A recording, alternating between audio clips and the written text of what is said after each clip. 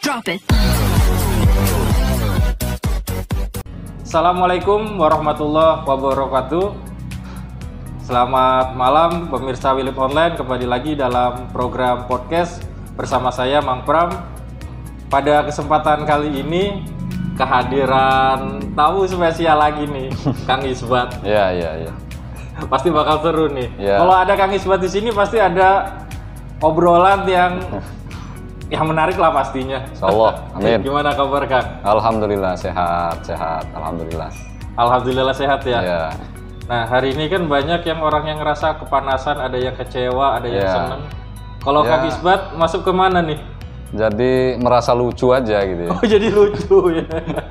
Kok lucu gitu? Lucu ini soalnya ada prank ya kan. Nah, ada yang ngeprank gitu kan. Dewan ngeprank wali kota. Terus kemudian Dewan ngeprank masyarakat ya kan. Jadi, Padahal udah heboh ya isi. sangat heboh, cuma di akhir ini kok jadi anti klimaks gitu kan. Jadi aneh juga memang. Rada lucu lah menurut saya. Lucu gitu. Jadi lucu emang. Ya, Sahabat Wilip Online, emang pada hari ini kan seharusnya ada keputusan apakah interpelasi kepada wali kota Cilegon itu akan terus atau lanjut. Ternyata di sidang paripurna dari 39 dewan yang hadir cuma 14 orang. 14 orang. Jadi jauh dari ekspektasi itu ya. Iya, Jauh. dikirain bakal rame hari ini. Iya, ternyata tidak kan? Ternyata Prank tidak. tadi, prank. Iya. Kalau udah kayak gini gimana nih? Katanya ada waktu jeda 3 hari nih untuk ngebahas lagi. Ya, memang ini bagian dari dinamika politik. Saya kira ya ada hikmah, ada pembelajaran juga bagi kita semua ya. Ya, Ya, bagi anggota dewan, bagi wali kota, bagi masyarakat, bagi pemerhati, ini menarik gitu kan. Karena sebenarnya di awal-awal ini kan beritanya sangat luar biasa nih ya. Kehebohannya rame banget. Ada pro kontra, ada yang mendukung interpelasi, ada yang tidak ya kan. Sehingga melibatkan seluruh infrastruktur politik bekerja. ya. Ya, infrastruktur politiknya wali kota atau infrastruktur politiknya teman-teman yang di dewan yang merasa sebagai oposisi gitu ya. Gitu. Jadi tapi di ujung ini kok saya lihat anti klimaks gitu ya. Ya memang sangat disayangkan.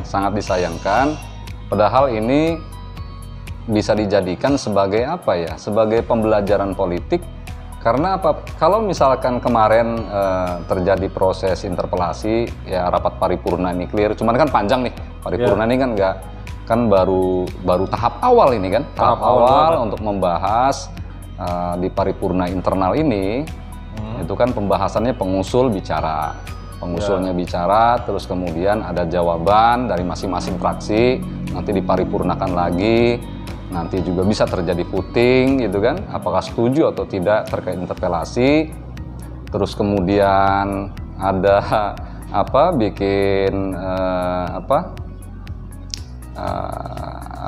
pansus gitu ya. Dari pansus baru kemudian prosesnya panjang, manggil wali kota lah segala macam. Jadi sebenarnya prosesnya panjang, tidak seperti yang dibayangkan oleh teman-teman.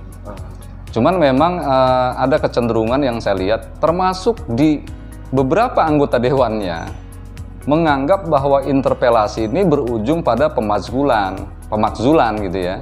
Padahal kan enggak gitu. Ini kan cuma posisi inginannya terkait dengan kebijakan wali kota dalam hal ini, kebijakan yang sifatnya juga dampaknya luas gitu kan. Iya. Jadi nggak gampang sebenarnya prosesnya gitu ya. Ya kalau misalkan wali kotanya merasa benar, tidak ada salah, ya tinggal dijawab aja. Masalahnya di mana gitu? Orang bertanya, ini kan simpel kan? Ini mau nanya nih dewan nih, gimana sih kebijakan lu nih? Kok kayaknya kurang bagus nih misalkan? Ya tinggal dijawab. Masalahnya di mana? Atau mungkin Hanya tanya jawab aja. kurang pemahaman tentang interpelasi itu. Ya bisa jadi, karena kita juga harus memahami tidak semua anggota dewan juga memahami soal interpelasi ini gitu kan. Ada sebagian yang saya sebut, ada sebagian anggota dewan yang mohon maaf seakan-akan interpelasi ini ujung-ujungnya pemakzulan gitu kan. Padahal kan enggak juga, karena proses politiknya panjang gitu kan. Iya. Ini kan baru start awal nih. Sebenarnya paripurna hari ini kan start awal. Dan itu butuh waktu berbulan-bulan lah, nggak mungkin juga proses itu cepat gitu ya. Apalagi kan narasi yang menolak itu kan berbagai macam tuh. Ya, ada yang mendukung, menolak. Ini kan udah luar biasa dinamis. Sebenarnya kita ngelihat dinamika politik ini penting juga. Karena apa? Ini kan Dewan sedang berusaha untuk memfungsikan dirinya sebagai kontrol kan? Iya. Fungsi Dewan ini 3 nih, ada budgeting, terus controlling, terus apa lagi? Satu lagi. Dewan itu fungsinya. Lupa saya. Lupa ya. Jadi controlling, budgeting, sama apa satu lagi? Legislating ya, untuk membuat perda, aturan-aturan itu. Nah ini kan mau menjalankan fungsi yang salah satu fungsinya apa? Controlling. Jadi kalau Dewan nggak ngontrol kebijakan wali kota, ya bukan Dewan namanya. Bukan Dewan, apa gitu. Hanya artinya tidak paripurna tugasnya. Kalau mau paripurna, Dewan itu ya controllingnya jalan, terus kemudian budgetingnya jalan ya, politik anggaran, kebijakan anggaran, terus kemudian tadi legislating, buat perda segala macam. Kalau buat perda kan ada misalkan perda inisiatif apa namanya? Masalah kepemudaan, ketenaga kerjaan. Ya, tenaga kerjaan, kepemudaan dan sebagainya itu sudah jalan gitu. Terus budgeting juga sudah jalan. Cuman yang satu ini controlling. Sebenarnya ini kita pengen lihat sejauh mana kawan-kawan kita yang di Dewan ini melaksanakan fungsi kontrolnya. Gitu. Jadi sebenarnya bukan hal yang apa ya, yang luar biasa, biasa aja sebenarnya. Cuman kan yang membuat luar biasa ini heboh ini sebenarnya ya pendukung-pendukungnya, itu kan. Jadi tadi yang saya bilang infrastruktur politik yang dibangun oleh wali kota kan punya infrastruktur politik, bukan hanya mengandalkan partai kan, dia juga mengandalkan relawan, mungkin juga mengandalkan pembisik, kita nggak tahu tuh. Ada rasa kekecewaan ya, dengan gitu, para kan? Anggota Dewan yang ternyata nggak hadir gitu. Ya memang ya akhirnya kemudian masyarakat juga bisa menilai mana kira-kira anggota Dewan atau partai mana yang konsisten, mana yang tidak. Jadi ya bagi teman-teman ini terutama partai pengusul dalam hal ini ya, fraksi pengusul, kan kalau nggak salah ada 3 ya, fraksi pengusul tuh ada 3. Siapa aja nih? Ada Golkar, ada Nasdem, ada apa lagi, satu lagi? PDI. Bukan PDI, justru Gerindra ya. Gerindra, pengusulnya kan 3. Tapi malah Gerindra ngilang katanya tuh. Gerindra saya dengar katanya ngilang, cuman saya nggak ngerti juga gitu ya. Terus kemudian Nasdem juga ngilang. Yang ada cuma malah justru yang di luar dugaan, yang bukan pengusul hadir, kayak misalkan ada teman kita ya yang PDI terus sama apa lagi, sama PKB ya kalau nggak salah ya. PKB. Hadir nggak PKB? Nasdem bukan? Apa bukan, PKB kalau nggak salah atau apalah. Ya artinya justru ada fraksi yang bukan pengusul justru hadir, kayak misalkan PDI ya kalau nggak salah tuh hadir tuh. Itu artinya kan nanti publik ini akan menilai, oh ini ada fraksi kepanjangan tangan dari partai tertentu, oh yang konsisten. Mana yang konsisten, mana yang tidak. Itu kan akhirnya publik juga menilai gitu. Jadi ini nggak bisa main-main. Kok jadinya ngeprank gitu kan. Ini jadi aneh gitu kan. Jadi aneh. Lucu-lucuan gitu kan. Ya setidaknya kan karena ini sudah diagendakan sebagai rapat paripurna, harusnya sudah teragendakan Don. Jangan sampai ada yang tidak hadir gitu. Ini kan separuh dari anggota Dewan aja tidak hadir gitu. Iya, betul. Ini aneh juga, janggal. Menurut saya janggal. Karena kan partai pendukung pemerintah kan cuma 2 ya. Yang clear, yang nyata cuma 2, PKS dan Berkarya gitu kan. Sementara kan ada juga partai yang posisinya dia nggak jelas sikapnya. Apakah dia mendukung pemerintah atau misalkan tidak mendukung atau misalkan kritis terhadap pemerintah, juga kan banyak nih yang menurut saya jadi aneh gitu ya. Sebenarnya dengan kejadian tadi pagi ini sebenarnya ini juga jadi warning bagi partai-partai, terutama partai pengusul. Ini kan masyarakat melihat semua. Ini jadi perhatian, oh ternyata, nah kan jadi ada kerugian politik lah. Bahkan ada politisi yang dari partai pengusung ya, itu kan sempat keras juga tuh di media, ternyata nggak ada gitu. Ternyata kan juga nggak jadi pertanyaan hadir. juga ya. Iya, tentunya tadi saya bilang menjadi pertanyaan publik, nah bertanya-tanya. Ini sebenarnya Dewan ini mau ngelawak atau mau apa nih gitu kan? Iya, jadi aneh gitu ya, menurut kita aneh sih. Saya malah sempat berpikir kali ini saja tidak sampai quorum atau tidak sampai 50% yang hadir. Jangan-jangan di rapat paripurna sebelumnya pada hadir nggak sih? Iya, ini kan katanya mau juga kan gitu. Ditunda 3 hari. Nah, proses ini kan mungkin ada lobby-lobby politik, kita nggak tahu ya. Karena itu kan memang urusan partai masing-masing gitu. Tapi kalau misalkan nanti ditunda 2 atau 3 hari ternyata juga sama, ya kayak gimana? Kan bisa mungkin batal ya. Saya nggak tahu tuh tatibnya kayak gimana. Kalau misalkan sudah diagendakan paripurna 3 kali ternyata juga nggak quorum, ya bisa jadi batal. Kita nggak tahu tuh ya. Di tatibnya saya belum baca itu. Di situ juga kan kita bisa menilai dong kinerja Dewan ini serius kerja nggak sih? Ya, betul. Masa rapat aja nggak datang gitu? Nah iya. Paripurna kan nggak setiap hari. Iya. Atau mungkin kata temen sih di grup, kita berprasangka baik aja, mungkin lagi belusukan di masyarakat, menyerap aspirasi di masyarakat. Maka saya kira gini, penting bagi kita karena apa? Ya pilar demokrasi itu kan bukan hanya partai politik, ada juga pers juga kan salah satu pilar demokrasi. Terus kemudian civil society, masyarakat seperti saya gitu ya, dan teman-teman itu juga bagian daripada pilar demokrasi. Sehingga kalau misalkan partai-partai anggota Dewan ini tidak memfungsikan dirinya sebagai agen kontrol, ya masyarakat yang kontrol. Kita akan terus kontrol nih. Kita bagian dari teman-teman organisasi sosial, masuk di organisasi sosial, tentunya akan tetap konsisten untuk mengontrol jalannya pemerintahan gitu kan.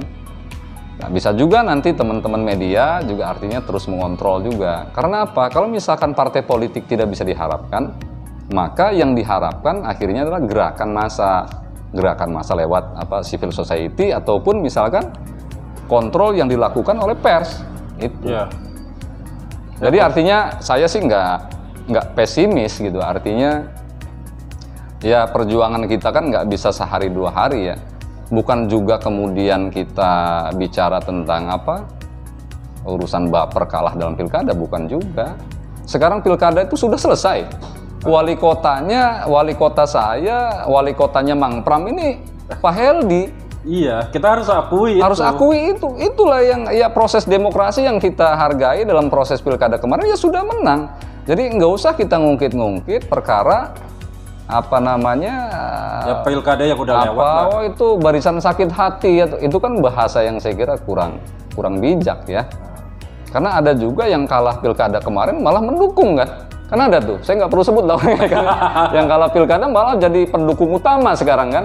Jadi itu sah-sah aja dalam demokrasi sah-sah saja. Apalagi di politik itu kan berdasarkan kepentingan. Iya, karena ya kalau bicara politik siapa dapat apa, bicara pembagian porsi kekuasaan kan gitu. Jadi saya kira itu hal yang wajar saja. Selama tadi bahwa tujuannya program-program ke depan ini bisa terlaksana, terutama visi misi dan programnya Pak Heldi. Ya kan kita selama ini kan ngontrolnya bukan apa-apa, untuk mendorong Pak Heldi supaya memenuhi janji-janjinya, itu saja kok. Sebagai pengingat. Mengingatkan, karena wajar penguasa itu diingatkan gitu. Kalau misalkan mohon maaf penguasa ini ditemani dengan para penjilat saja, bahaya ini negara gitu. Penjilat. Ya iyalah kan faktanya kan. Karena gini, artinya penguasa itu secara alamiah senang dipuji ketimbang dikritik. Itu fakta. Fakta yang nggak bisa kita hindarkan. Kalau saya misalkan jadi wali kota, jadi wali kota, terus kemudian ada orang yang kritik, ada yang muji, ya saya bilang yang muji. Itu kan manusiawi gitu, sah-sah saja. Cuman kan harus ada perimbangan tadi yang saya bilang, supaya ini roda pemerintahan berjalan dengan baik, ya ada yang mendukung, silahkan mendukung. Ada yang mengkritik, ya wajarlah mengkritik. Selama ada kebaikan dalam kritik itu, kenapa enggak? Kan gitu. Ya mengkritik juga pasti ada dasarnya. Iya, ada dasarnya, ada kajiannya, enggak semena-mena karena dasarnya benci gitu kan. Dasarnya enggak suka, bukan faktor like dislike, tapi faktor kemaslahatan masyarakat. Kalau saya berpikirnya sederhana aja seperti itu. Karena tadi kayak misalkan kita ya kemarin-kemarin bicara-bicara koar-koar misalkan tentang ayolah Pak Heldi nyanyinya dikurangi sama selfie-nya, tolong janjinya dipenuhi, kan itu demi kebaikan Pak Heldi juga gitu kan. Kalau misalkan Pak Heldi memenuhi janji-janjinya secara utuh, kan nanti beliau bisa dipilih lagi 2024. Iya. Kalau bagus, kalau janjinya dipenuhi, programnya dilaksanakan, nanti orang suka. Sehingga ada kemungkinan besar Pak Heldi diusung lagi, dipilih lagi sama masyarakat. Iya. Nah, kalau janji-janjinya, program-programnya tidak terlaksana, gimana? Masyarakat juga akan berpikir ulang untuk memilih Pak Heldi di 2024. Waduh. Gitu. Yang ada konsekuensi gitu. Jadi apa nih yang harus diantisipasi pihak ini ya, eksekutif nih tentang rencana selanjutnya? Ya sebenarnya ada juga beberapa kawan-kawan yang kayak misalkan mohon maaf Ketua P3 yang statementnya jelas di media online bahwa kenapa terjadi kegaduhan soal interpelasi ini, karena apa? Hanya karena faktor komunikasi politik yang buruk antara wali kota dengan teman-teman dewan, itu aja kok. Berarti kan harus jadi introspeksi nih dari pihak eksekutif ya, untuk bisa membangun. Nah, introspeksi Pak Wali Kota, gimana caranya juga merangkul teman-teman di Dewan, ngobrol baik-baik gitu kan. Karena memang rentan, Pak Heldi ini kan rentan. Dia dukungannya kan hanya dari, yang resmi artinya hanya partai pendukungnya cuman berkarya sama PKS kan. Yang lainnya kan posisinya nggak jelas nih, apa nih? Apakah ngedukung pemerintah atau enggak, kita nggak tahu. Gitu kan. Berarti harus kembali membangun komunikasi. Terlambat nggak sih? Udah 1 tahun. Ya saya bilang tidak ada kata terlambat sebenarnya. Atau bangun aja. Apa susahnya sih ngopi-ngopi sama ketua fraksi, sama pimpinan dewan, atau sama siapa gitu ya. Saya kira hal-hal yang wajar aja lah. Jadi artinya harus juga dilihat sisi baiknya lah. Oh ini bagian dari mengingatkan supaya Pak Heldi sering gaul lah, sering ngopi sama teman-teman, apakah itu teman-teman wartawan, mahasiswa, anggota dewan, ketua fraksi, ya sering ngobrol-ngobrol lah. Nggak bisa kita membangun Cilegon ini sendiri, atau membangun Cilegon dengan relawan doang, ya nggak bisa. Harus juga teman-teman dewannya dilibatkan, tokoh-tokoh masyarakat, LSM, Ormas diajak ngobrol, diskusi. Apa susahnya sih? Iya. Ngopi bareng, diskusi bareng, bisa sambil nyanyi-nyanyi bareng juga kan? Nyanyi bareng boleh-boleh.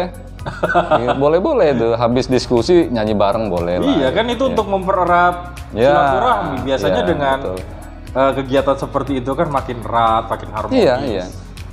Itu yang memang saya kira ya itu bagian dari hal yang menjadi catatan ya sama Pak Heldi terutama.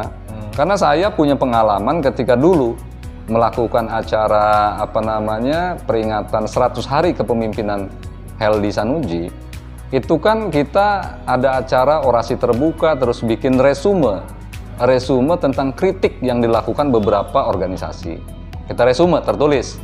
Nah, kita buat surat audiensi ke wali kota untuk menyampaikan itu secara langsung pada wali kota. Jadi kita nggak hanya ngomong di belakang nih. Kita mau sampaikan secara langsung ke Pak Heldi. Kita buat surat resminya, nggak diterima tuh. Sampai sekarang tidak ada diterima, nggak diterima. Kita mau ngobrol aja nggak bisa gitu kan. Ya udah kan berarti kita niatnya baik untuk mengingatkan Pak Wali Kota nggak mau nerima kita, ya sudah nggak apa-apa. Tapi kalau untuk mengingatkan terus saja jalan. Ya artinya tetap terus, makanya kita punya rencana cadangan. Artinya kita sebagai bagian dari elemen civil society, kita akan ingatkan lagi. Kita nggak bakal pernah bosan untuk mengingatkan pemimpin kita, Pak Heldi ini, demi kebaikan masyarakat, juga kebaikan Pak Heldi sebenarnya. Jadi nanti kita nge-haul gitu kan, 1 tahun kepemimpinan Pak Heldi sama Pak Sanuji gitu ya. Nanti diundang nggak? Ya dulu kan setelah peringatan 100 hari kita mau ngadep aja kan sama teman-teman nggak diterima. Ya mungkin kan sekarang ingin memperbaiki komunikasi. Ya boleh lah, nanti kita undang juga lah. Diundang biar kita bisa kumpul bareng. Iya, kita akan undang kalau misalkan hadir, alhamdulillah, nggak hadir juga nggak jadi masalah gitu. Gitu. Tetap jalan. Tetap jalan lah. Ada berapa organisasi nih yang bakal? Ya beberapa organisasi lah yang nanti kita libatkan, teman-teman yang kira-kira kita pandang kritis lah, ya kan? Kemarin kita belajar dari proses interpelasi ini, akhirnya kan ini semacam test the water. Siapa yang ngedukung wali kota, siapa yang kritis sama wali kota, kan ketahuan tuh. Atau siapa yang pura-pura kritis? Nah, siapa juga yang pura-pura kritis, taunya juga ternyata mendukung wali kota. Nah, kan udah ketahuan nih sekarang nih. Oh, ini partainya yang konsisten, oh ini partai yang tidak konsisten, oh ini organisasi yang konsisten, oh ini organisasi yang tidak konsisten. Ya, kan udah kelihatan tuh. Nanti kita kumpulkan teman-teman yang kira-kira masih punya konsistensi untuk terus mengawal pemerintahan Pak Heldi ini, ya kita akan undang lah gitu ya. Acaranya tetap diskusi untuk mengumpulkan masukan lagi, artinya 100 hari kan sudah. Nah kalau 1 tahun ini apa sih yang sudah dilakukan oleh Pak Heldi, apa yang belum, kira-kira masukannya apa. Nah kita akan bikin resume juga. Resume nanti kita sampaikan ke wali kota nanti. Tapi objektif dong, kalau ada janji politik yang sudah terlaksana, tetap kita apresiasi. Oh tetap, artinya kita berusaha seobjektif mungkin. Kan ada beberapa program yang sudah jalan, kayak misalkan honor, RT RW naik 1 juta, ya harus kita apresiasi Pak Heldi. Terus kemudian ya sekarang katanya dianggarkan, saya nggak tahu tuh, penganggaran untuk guru honorer yang naik. Guru honorer udah 600 sekian. Dalam 1 tahun kan ada dong keberhasilan. Berarti Kang Ismet juga harus objektif. Ya, kita berusaha untuk terus objektif. Artinya kalau yang sudah dipenuhi sama Pak Heldi, tentu kita apresiasi, gitu kan? Tinggal diimprove aja, ditingkatkan. Kayak misalkan kayak honor nih, kenaikan honor RT RW ini kan per 3 bulan. Nah harapan kita itu sudah bagus. Harapan kita jangan dirapel 3 bulan dong. Per bulan kalau bisa, nanti honor juga sama, karena sering sekali honor guru ini kan udah mah kecil ya kan, terus kemudian jauh dari UMR nilainya, kok ini juga dirapel gitu. Bisa nggak Pemkot misalkan alhamdulillah sudah naik nih, misalkan jadi dari 400 jadi 600 gitu ya, ya kalau bisa per bulan lah gitu kan. Ya artinya kita akan objektif lah, artinya kalau memang program itu dipenuhi, ya kita harus apresiasi lah. Termasuk beasiswa juga. Beasiswa sudah berjalan, ya bagus lah alhamdulillah. Bagus. Sebenarnya harusnya interpelasi itu nggak takut-takut amat ya. Nggak perlu, ngapain takut. Kalau ditanya janji politik KCS gimana prosesnya? Iya. Kan udah berjalan ini. Sudah berjalan, bertahap. Walaupun gitu kan? ada masalah, justru masalah itu bagus dong. Ada masalah diungkapkan ke Dewan. Setidaknya Dewan bisa membantu untuk mencari solusi. Ya kayak misalkan kemarin ketika kan ada podcast juga yang Kak Dindik ya. Kayak misalkan saya tanya tuh di sosmed. Kalau misalkan ini kan yang dapat program misalkan untuk beasiswa full sarjana itu kan di 4 ya institusi ya, ada Alheria, ada Unival itu, terus kemudian Insan Unggul, UIN sama Untirta. Bagaimana dengan anak-anak Cilegon yang lulus SBMPTN di PTN favorit? Kan ada tuh 1-2, ada kayak misalkan dulu anak tukang beca di ITB ya kan? Nah, misalkan siapa lagi ada di UGM, nah gimana tuh mereka? Oh ternyata kemudian Kak Dindik bilang, oh ada juga. Selain di 4 lembaga itu, ada loh beasiswa yang sifatnya personal. Ya, artinya kan ketika publik bertanya, pemerintah kan bisa jawab. Nah itu. Dan ditambahkan programnya kan bagus kan? Udah bagus kan di berarti kemarin. Kritik kita ada hasilnya gitu. Kan bagus kan? Yang artinya yang mendapatkan dampak positif ya masyarakat kok. Bukan saya kan udah lulus kuliah gitu kan, nggak perlu kuliah kan? Gitu, masyarakat yang untung kan? Ya bagus lah kalau untung kita ikut senang kan gitu. Ya, Kak Dindik udah kebantu nih. Ada jawaban KCS ini dengan urusan KCS yang khusus beasiswa itu kan ternyata ada juga beasiswa yang sifatnya personal, kan? Walaupun tidak penuh, kalau nggak salah 3 sampai 4 juta ya, 3 juta ya per semester, per tahun itu. Per semester. Per semester. Artinya kan dia lumayan kan? Lumayan lah kalau per semester 4 juta, contohnya 4 juta atau 5 juta, separuhnya udah terbantu gitu. Nah itu kan banyak tuh. Kan artinya jangan kita ini alergi terhadap kritik. Ya. Pak Heldi dulu rajin juga kok mengkritik. Mengkritik Pak Iman, mengkritik mungkin Pak Edi, ya kan? Nah sekarang beliau jadi pemimpin, dia harus siap. Harus siap dong dikritik. Wajar lah. Namanya pemimpin dikritik wajar lah. Selama kritik itu baik, kenapa enggak gitu? Iya. Kan gitu. Tugas kita juga kan saling mengingat. Saling mengingatkan dalam kebaikan kan? Iya, tidak ada yang salah. Iya, nggak ada yang salah sebenarnya. Cuman kan kadang-kadang yang baper ini bukan wali kota mungkin. Yang baper pembisiknya, kita nggak tahu kan? Atau timnya kan? Kita nggak tahu tuh. Iya. Wallahu a'lam bishawab lah itu urusan itu kan. Agak rumit juga. Rumit kita, ya kan? Rumit. Ternyata kota kecil tidak semulus itu untuk mewujudkan janji-janji politik. Ya karena ya kalau kita lihat jumlah penduduk Cilegon tuh paling sedikit dibandingkan daerah lain kayak Pandeglang, Kabupaten Serang gitu kan. Udah kotanya kecil, jumlah penduduk cuma 400 lebih lah, 400 ribuan gitu kan. Industri banyak gitu kan. Triliunan rupiah industrinya, kok masih banyak pengangguran, 12% penganggurannya. Terus kemudian masih banyak orang-orang yang perlu dibantu ya, artinya miskin lah kategorinya juga tinggi. Artinya kan ini tantangan sebenarnya. Jangan kita bicara memakmurkan Pandeglang, Lebak yang daerahnya sangat luas, jumlah penduduknya banyak. Kita mau bikin Cilegon makmur aja susahnya minta ampun. Industrinya banyak, triliunan, kita nggak bisa. Belum bisa selama ini. Belum bisa. Masih terus, artinya ini penting bahwa kita harus bangun Cilegon ini bersama. Nggak bisa satu kelompok, 2 kelompok, tapi semua dilibatkan dalam proses pembangunan. Semuanya gitu. Ya. Berarti kan ya balik lagi lah ke interpelasi. Nggak sehoror itu. Enggak. Justru ini tuh momen bagaimana menjadi mediasi atau mempertemukan eksekutif dan legislatif, saling ngobrol bareng lah. Saling ngobrol, ngopinya diperbanyak, ngobrol, diskusi. Iya. Nanti juga pada saat ya seandainya terjadi interpelasi, wali kota sama wakil wali kota bisa dong ditemanin sama dinas-dinas yang nanti menjawab kalau seandainya membutuhkan data gitu. Iya bisa lah, bisa aja kok. Namanya nanya, artinya mungkin juga Pak Wali Kota nggak tahu detailnya, nanti kepala dinasnya kan harus jawab. Gitu. Nah, jangan-jangan yang takut dinas-dinasnya juga ini. Kita tunggu deh 3 hari ke kita depan lihat lah ini. Perkembangannya kayak gimana. Cuman ya kita tidak terlalu banyak berharap ya soal interpelasi ini, tapi ada banyak hikmah dengan proses ini. Ya artinya ini hikmah bagi kita semua lah, hikmah bagi teman-teman di dewan, pemimpin partai di tingkat lokal, bagi masyarakat juga banyak hikmah, banyak pembelajaran dari proses interpelasi ini ya. Iya, terutama juga buat dewannya lah. Ternyata tugas mengontrol pemerintah itu kita juga harus mengontrol nih. Iya. Dewannya ini kerjanya sampai mana? Gitu. Iya, betul.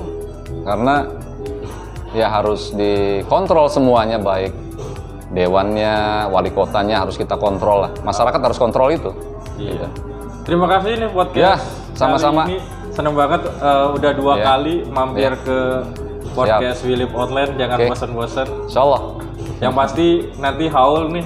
Saya tunggu lagi nih kehadirannya. Ya, insyaallah. Siap. Terima kasih ya Kang Isra. Ya, sama-sama. Sahabat Willip Online, demikian obrolan di podcast kali ini. Terima kasih sudah menyimak. Mohon maaf jika ada kata-kata yang salah. Saya Mang Pram. Assalamualaikum warahmatullahi wabarakatuh. Waalaikumsalam warahmatullahi wabarakatuh. Ayo.